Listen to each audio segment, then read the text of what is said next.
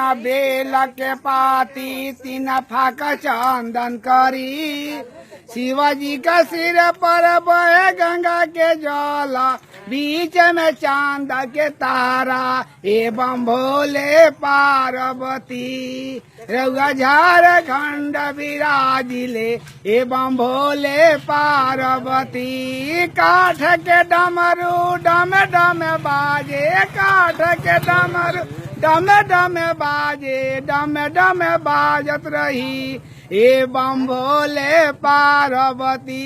रउआ झारखंड विराजिले एवं भोले पार्वती। गम गम गम केला रउआ तो झोरिया में बाबा हो।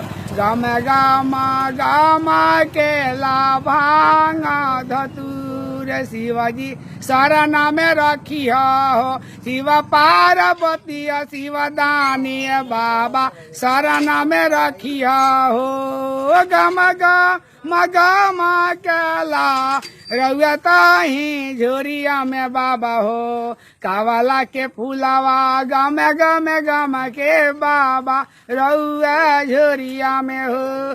कौन दिशा में बाबा भंगिया बोवनी, कौन दिशा में धतूर। शिव भोले बाबा मस्त रहेल खाई के भांग धतूर। बाबा भले विराज हो। रउआ झारखंड विराजिले बम भोले पार्वती।